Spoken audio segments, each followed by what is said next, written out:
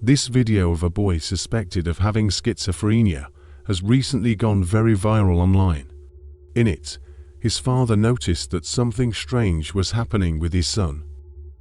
Stop it!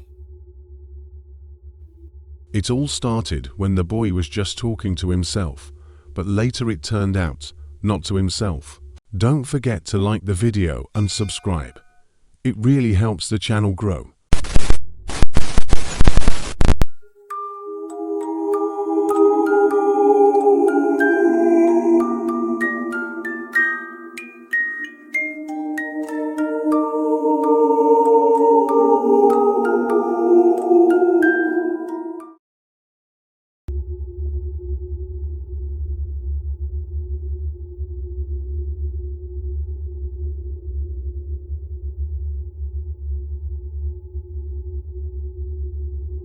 This happened about 6 months ago. At first, the father didn't pay attention to the strange behavior of his son until the boy drew something terrible on the board. Are you crying? Yeah. So this is the photo of the... At that moment, he realized something was wrong and asked his son to draw the same thing again, but this time up close, in detail. Elliot, can you draw the hanging man for me, like you did before? No, could you tell me what's happening? What if I don't let him? What if you can sleep in my room? Is that okay? Yeah.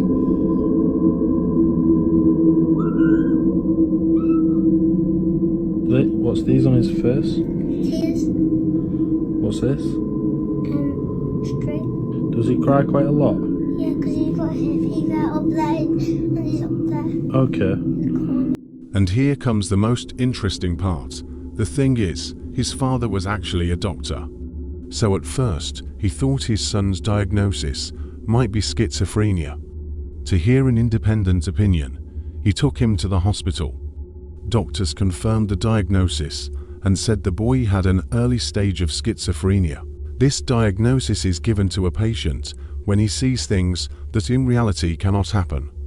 They constantly feel that someone wants to harm them, and they may also experience visions or hallucinations. But what if schizophrenia is not so much an illness as it is an ability to see what others cannot see? To understand this, look at the brain of a healthy person, specifically how it handles stress in a critical moment. In a healthy person, the brain basically has protection against overheating. At the peak moment, when a person experiences maximum stress, the brain simply resets itself and returns to its baseline state, essentially, like when you restart a computer that starts to freeze. Of course, this is only one of the factors of schizophrenia, but now look at the boy's brain. When his brain reaches maximum load, it does not reset and does not return to baseline. In people with such a diagnosis, this protective mechanism is simply disabled. The brain doesn't unload the stress, but continues to process incoming information. Of course, this harms the person. But what if this is exactly what allows him to see things that we cannot? So here is what happened next. The doctor prescribed treatment, gave him medication, and they went home. For a week, the boy took his pills and everything was fine. But then something strange happened again. Only this time, much worse.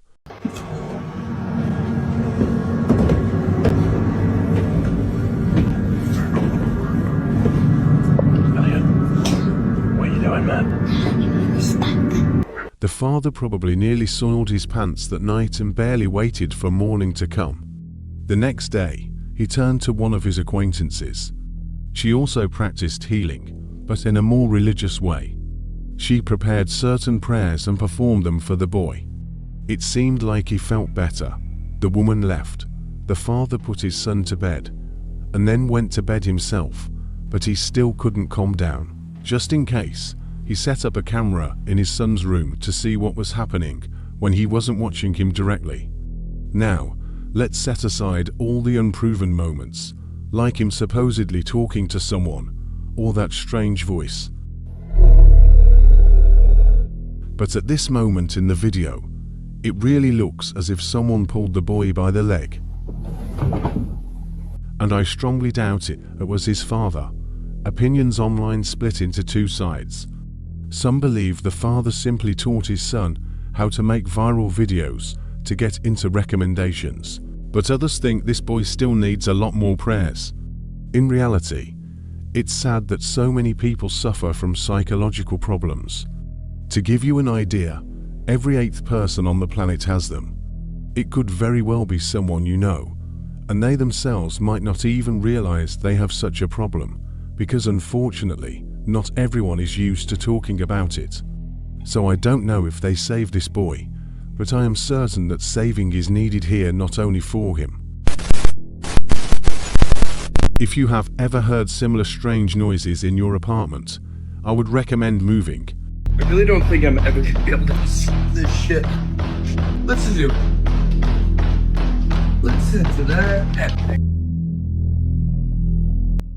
And here is why, but the strangest part is not even that. It's how this story ended.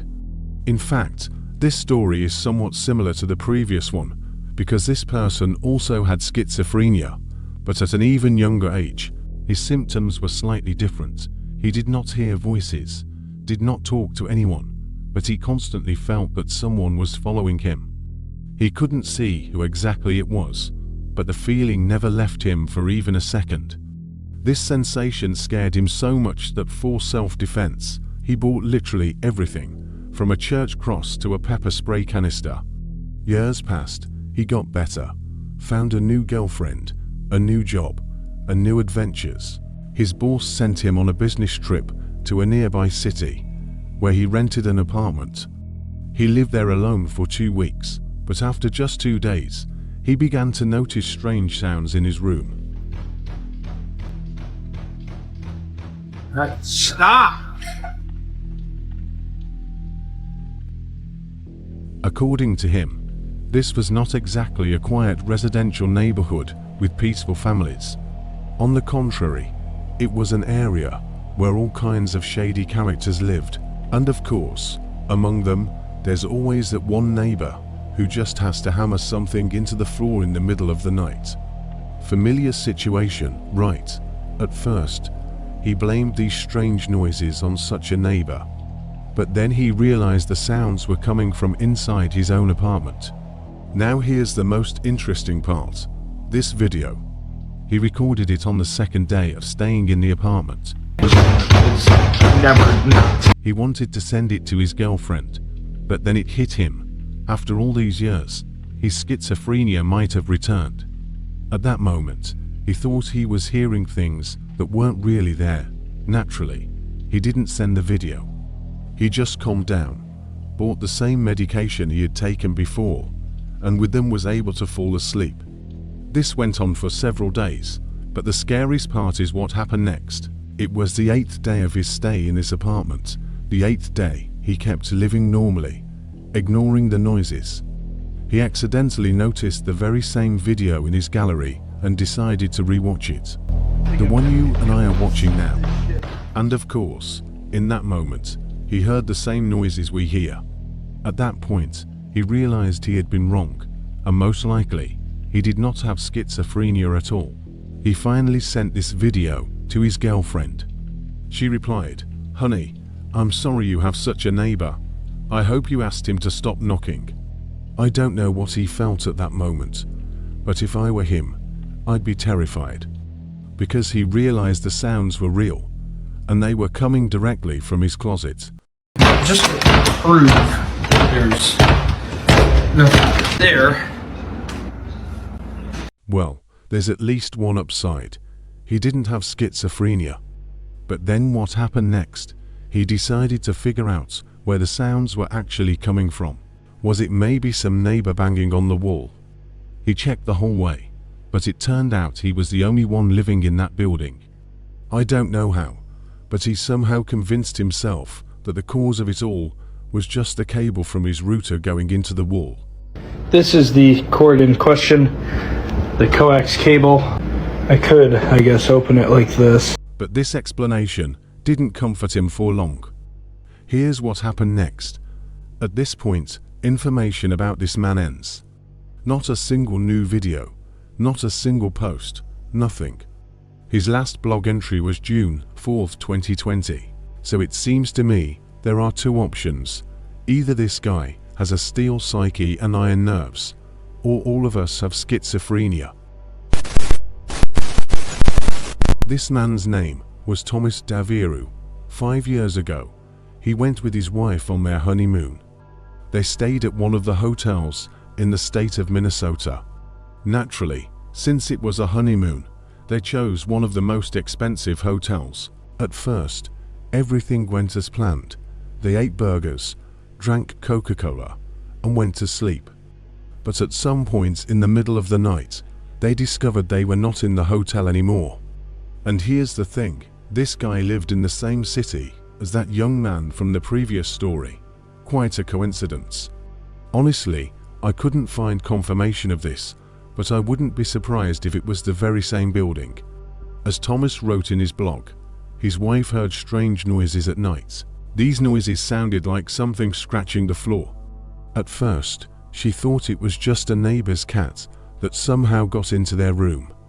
But when she got up, turned on the light, and checked the room, no one was there. As you can see, the room was really beautiful.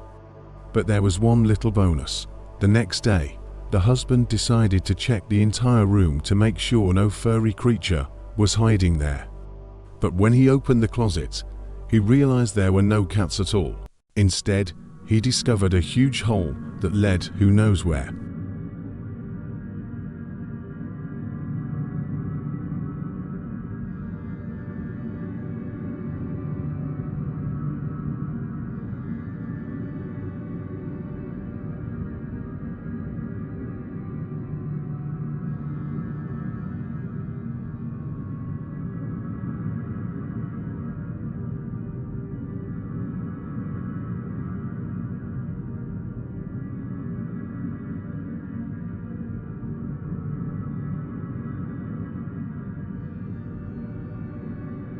So to be clear, they only discovered this the next day, and the whole previous night they had slept right next to an opening into some kind of tunnels. And who knows what could have crawled out of that tunnel while they were asleep. You can comfort yourself by saying it was just a cat, but the husband couldn't let it go. He grabbed a flashlight and decided to go further into the tunnels. At some point, he reached what looked like either a cave or a very narrow crevice. Naturally, he decided to climb into it. With each movement, the gap became tighter and tighter. At some point, he simply got stuck. The reason I kept pushing is I thought it was going to get wider, but as I'm getting closer I realized it's an illusion. In the video, he explains that he kept moving forward because it seemed like the passage was widening. But it turned out to be just an optical illusion. In reality, it was getting narrower.